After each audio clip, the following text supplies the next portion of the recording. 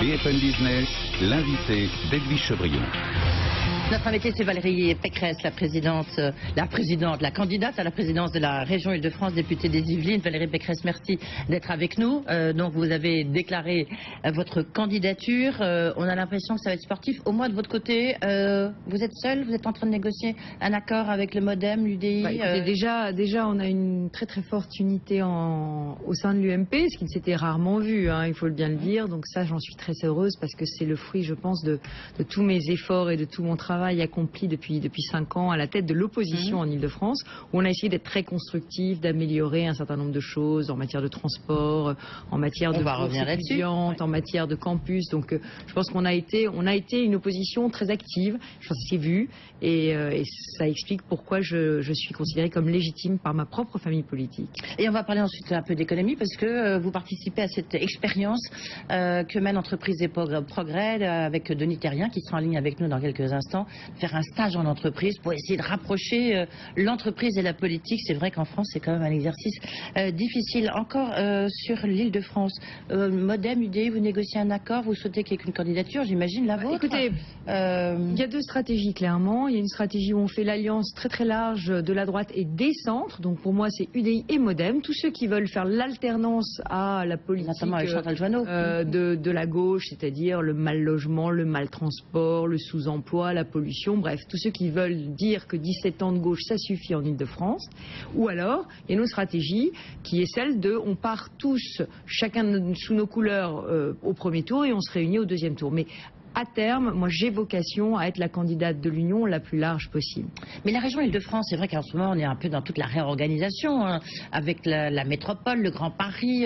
Qui sera vraiment, une fois que tout ça sera digéré, précisé, qui sera vraiment le boss en fait de la région Île-de-France? Edwige Chevrillon, comme je vous remercie de me l'avoir posée et comme je vous remercierai de la poser à Manuel Valls la prochaine fois que vous le verrez, parce qu'on n'en sait rien. Moi j'ai été au débat sur la loi compétences, on ne sait pas. Tout le monde a le droit de tout faire. La région est chef de file en matière de développement économique, de formation, d'emploi, de transport, de logement, de politique éducative et elle peut encore faire du numérique, du sport, de la culture, de la vie associative, de la rénovation urbaine, de l'habitat, bref.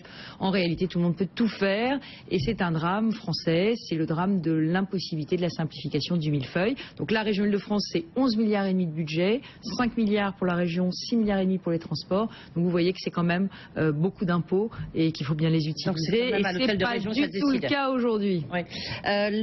En même temps, il faut faire des économies. Ça, au moins, vous êtes d'accord avec le gouvernement là-dessus, j'imagine. Avec le gouvernement, oui, mais la région n'en a pas fait une seule en 17 ans. Et vous ferez des économies où ? Ah, bah écoutez, on est en train de commencer, je vous donnerai toutes... Mais on peut faire des économies en Île-de-France ? Bien entendu. D'abord, on peut faire des économies de fonctionnaires. On a recruté des centaines de fonctionnaires en 5 ans supplémentaires. On peut en supprimer quoi ? On peut faire des économies.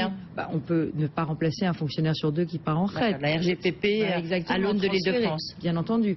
On peut aussi complètement simplifier toute cette kyrielle de satellites qui gravitent autour de la région. Je vous donnerai qu'un seul exemple, le tourisme. Le tourisme est une compétence excessivement importante en matière de développement économique. Mais il y a la région, il y a Paris, il y a tous les départements, il y a toutes les villes et on a des offices de tourisme qui doublonnent. Et à côté de ça, une ville comme Provins, classée au patrimoine mondial de l'UNESCO, dont personne n'assure la promotion en dehors de l'Île-de-France. Donc vous voyez que je crois qu'il y a toute une rationalisation à entreprendre aujourd'hui et ça fait faire beaucoup d'économies et ça permet de faire beaucoup d'investissements pour l'avenir. Parce que les économies en soi, ça ne sert à rien. Ce qui est injuste, c'est de faire de la gabegie d'argent public, alors qu'on a tant besoin d'investissements dans les transports, dans le logement et dans le numérique.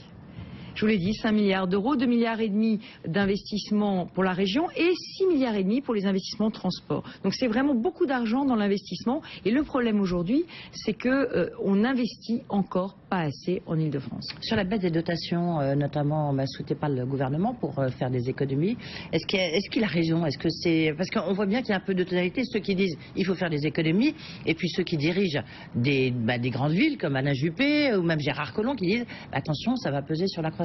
Où est-ce que vous vous situez, Valérie Pécresse? Sur l'Île-de-France, le sujet ne se pose pas parce que nous, on vient de taxer de 1 milliard d'euros supplémentaires en 2 ans les entreprises franciliennes pour réaliser les infrastructures du Grand Paris. Donc nous, les problèmes de recettes ne sont pas pertinents. Ce qui est pertinent, c'est de savoir, avec ces recettes, est-ce qu'on fait de l'investissement ou est-ce qu'on fait du fonctionnement? Et on est passé d'à peu près 2 tiers d'investissement, 1 tiers de fonctionnement, à 1 tiers d'investissement, 2 tiers de fonctionnement. Donc aujourd'hui, ça ne fonctionne plus. On a besoin aujourd'hui de retrouver cette vocation d'investissement qui est celle de l'Île-de-France. Mais pour ça, il faut arrêter la gabegie. Il faut arrêter de donner 580 millions d'euros par an à des subventions associatives. Il faut réussir à faire le tri entre les subventions qui sont vraiment pertinentes, urgentes, humanitaires, sociales, et puis celles qui aujourd'hui relèvent du clientélisme et d'une certaine forme de gaspillage d'argent public qu'on connaît bien, de saupoudrage généralisé. Si vous aviez une mesure là comme ça, parce qu'évidemment vous aurez le temps de revenir nous voir, s'il fallait nous donner une mesure de développement économique, puisque vous êtes sur BFM Business, on parle beaucoup d'économie d'entreprise. Je crois que le sujet, c'est les transports. Et si je devais donner une mesure, c'est il faut boucler la desserte des aéroports. Ouais. On ne peut pas aujourd'hui, on est la 5e puissance mondiale, on ne peut pas avoir aujourd'hui une desserte des aéroports aussi minable qui dissuade tous les investisseurs. Le RERB, l'autoroute A1, c'est juste indigne. Donc il faut boucler ce projet. C'est en route avec Aéroports de Paris, mais la région aurait dû le faire depuis 17 ans. On va parler d'entreprise un peu parce que justement, Denis Terrien, le patron d'entreprise Progrès, est avec nous. Je le salue. Bonjour. Bonjour Edwige. Merci d'être avec nous. On est avec Valérie Pécresse aussi. Alors, c'est une initiative un peu particulière qu'a lancée justement Denis Terrien. C'est de dire qu'il faut rapprocher l'univers de la politique avec l'univers de l'entreprise. Et donc l'idée, c'est qu'il y ait des politiques qui fassent des stages en entreprise. Vous faites ça dans une entreprise de siège, en l'occurrence. Hein? Oui, une entreprise. Mais vous le faites vraiment ou alors c'est pour le communiquer? Ah non, j'y serai la semaine prochaine, donc vous pouvez venir me voir si vous voulez.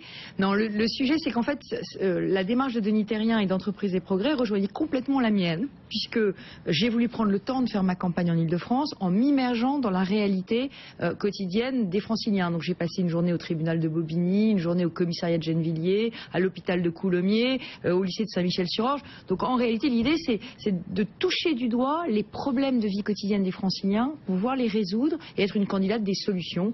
Et c'est ce que je souhaite faire aussi dans cette PME française de Saint-Ouen-l'Aumône. Accessis, oui, qui est à Saint-Ouen-l'Aumône, qui n'est pas chez vous, en l'occurrence, qui n'est pas... qui est en Ile-de-France, pardon. Oui, excusez-moi, Madame Chevrillon. Mais qui n'est pas à Vélizy, qui n'est pas à Vélizy, qui n'est pas... Chez moi, c'est toute l'Île-de-France, comprenez-le, ça fait 5 ans que je dirige l'opposition à la région. Voilà, c'est ce que je veux dire, c'est dans votre circonscription.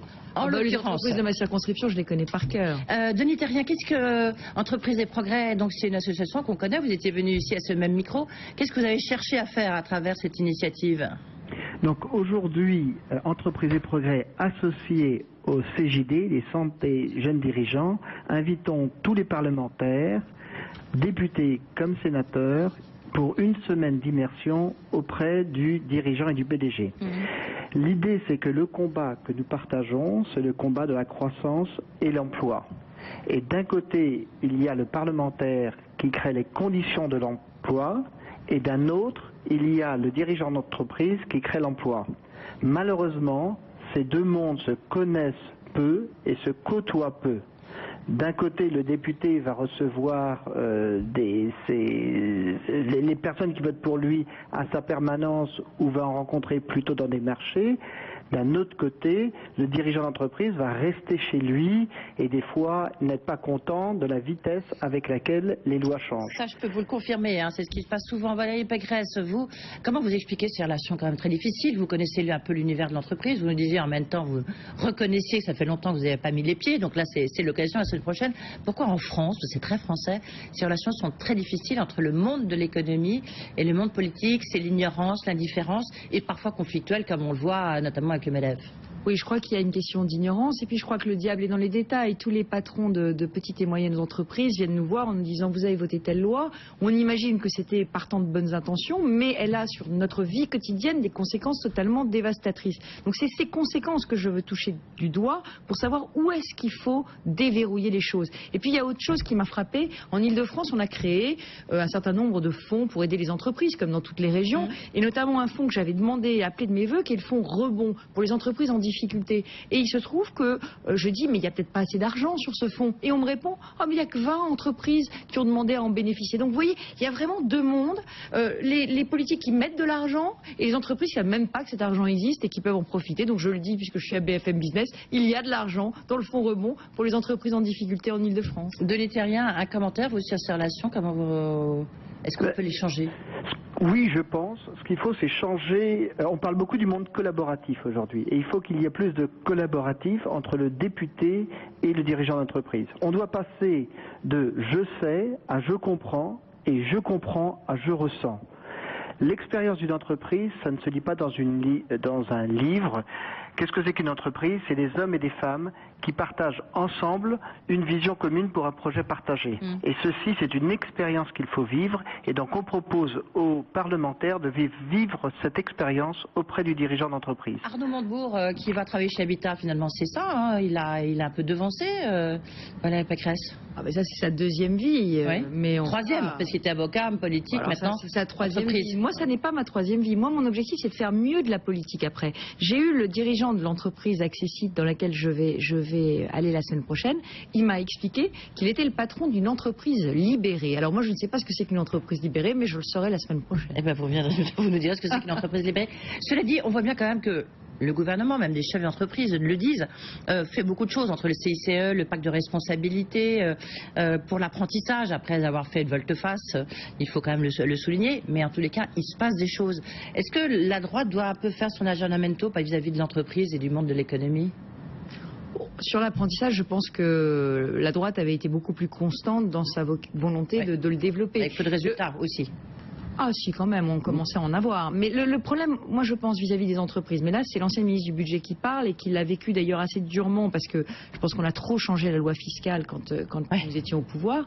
Je pense que les entreprises ont besoin de confiance et de stabilité, de prévisibilité de leur environnement et j'ai l'impression que ça change tout le temps. Sur l'apprentissage, elles me le disent. Elles nous disent que c'est la région qui est responsable de l'apprentissage en priorité. Elles nous disent, mais vous nous avez supprimé les primes. Oui, vous nous avez supprimé les primes. Vous nous avez enlevé les aides aux apprentis. Vous nous les remettez. Il y a des seuils, pourquoi nous, pourquoi pas nous? Et puis un apprenti qui fait mal son travail, on ne peut pas le virer. Un apprenti qui sèche les cours, on nous sucre la prime, mais c'est pas notre faute s'il sèche les cours. Donc je pense que ce que disait Denis Thérien très justement, il faut qu'on ressente où sont les difficultés, qu'on les identifie et qu'on les lève. Et je pense que c'est vraiment un travail de fourmi, il faut aller voir toutes les formalités administratives inutiles et il faut les enlever. Sur l'apprentissage, la mesure annoncée par le président de la République chez Canal+, est-ce que c'est là au moins vous dites que c'est dans le bon sens? Non mais vous comprenez bien, ils ont enlevé les primes, ils les ont mises. Là c'est pour les mineurs, les apprentis mineurs. Les apprentis mineurs. Donc qu'est-ce qu'on fera pour les apprentis de 18 ans? Moi j'aime pas ces effets de seuil. Moi je vais vous dire, je crois que sur les mesures qu'a annoncé François Hollande, que ce soit sur le RSA activité pour les moins de 25 ans, la prime d'activité pour les moins de 25 ans, que ce soit sur l'apprentissage, moi je pense qu'il faudrait qu'on aille sur une logique beaucoup plus simple, une logique de salaire, une logique beaucoup plus simple où on dise on arrête les allocations, on va sur une logique de salaire direct. On baisse les charges salariales et on donne plus de pouvoir d'achat à tout le monde, à tous ceux qui travaillent. Et si on donne plus de pouvoir d'achat en salaire direct, il y aura plus de personnes qui iront travailler. C'est pas une logique de guichet. Vous savez bien qu'avec cette prime d'activité, il y en aura les 2/3 des bénéficiaires qui la réclameront pas. Sur cette histoire des apprentis, on va encore créer une sous-catégorie des apprentis. Mais vous savez bien qu'un apprenti, il est pris pour 2 ans ou pour 3 ans dans une entreprise. Donc il va changer de salaire tout le temps. Et on va changer de situation tout le temps. Oui, mais c'est pour répondre, il est vrai, on voit bien une génération qui manque de formation. Oui, mais on crée un problème, on trouve une solution à ce micro-problème en créant des barrières qui vont faire des effets pervers. Franchement, soyons simples. Aidons les entreprises, toutes les entreprises qui prennent des apprentis, aidons-les et aidons-les aussi quand l'apprenti ne fait pas bien l'affaire à s'en séparer parce qu'aujourd'hui c'est ça le principal frein que pointent les entreprises dans leur volonté de prendre des apprentis, c'est qu'elles ne peuvent pas s'en séparer si jamais ils ne font pas l'affaire.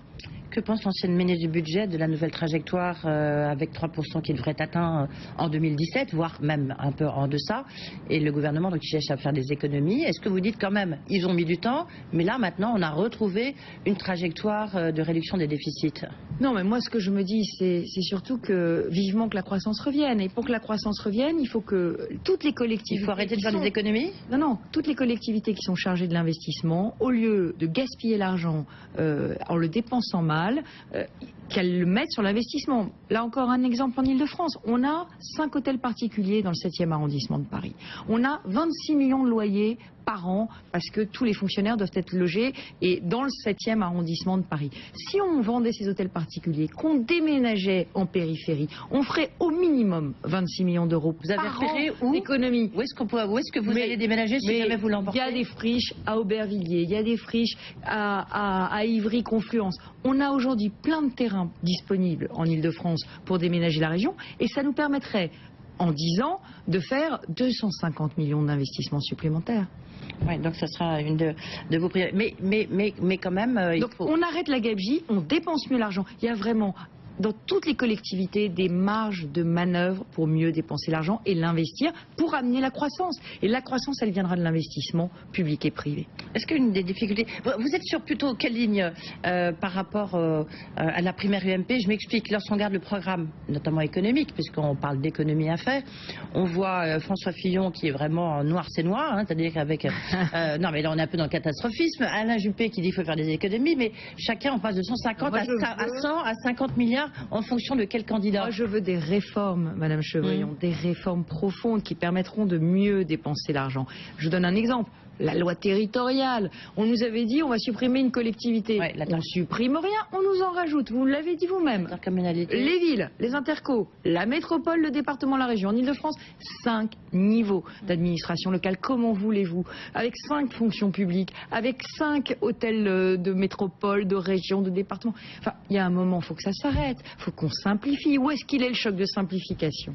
Jean-Paul Luchon, Claude Barthelone, Marie-Pierre de la Gontrie, quel est votre candidat favori? En Creuse, celui qui vous fait le moins peur? Écoutez, ils sont empêtrés dans leur division. Ce qui est inédit, c'est de voir un président de région aussi décrié par sa propre famille politique qui lui cherche absolument un remplaçant. Bon, la vérité, c'est que dépasse dans les sondages. Mais la vérité, c'est que leur bilan commun, le bilan de la gauche en Ile-de-France, c'est leur boulet. Et c'est ça qui les plombe aujourd'hui. C'est qu'on se loge mal, on se transporte mal, l'emploi est détruit aujourd'hui en Ile-de-France alors que ça a toujours été une région qui était moteur de toute la France. Et la pollution, je ne vous en parle pas, il suffit de sortir. Anne Hidalgo, quand même, une dernière question. Une femme à la mairie de Paris, est-ce qu'elle a réussi à s'imposer? Oui, je pense que Anne Hidalgo a acquis la légitimité. Moi, de ce point de vue, je suis fière qu'une femme ait été élue à la mairie de Paris. J'espère qu'il y aura beaucoup de femmes candidates pour les régionales. Voilà, comme ça, c'est dit. Merci beaucoup, Valérie Pécresse. Donc, il va faire son stage en entreprise, s'asseoir sur un fauteuil, puisque c'est l'entreprise, justement, qui fait des sièges. Merci d'avoir été avec nous. Voilà, c'est la fin de ce 12h30. On se retrouve bien sûr 18h-19h, grand journal où je recevrai l'ancien président de l'association des maires de Grande Ville de France, Michel Destaut, qui est député socialiste de l'Isère. Et puis après, ses 2 consoeurs, Raphaël Baquet, journaliste au Monde pour son livre Richie, et Guylaine Ottenheimer, rédactrice en chef du magazine Challenge.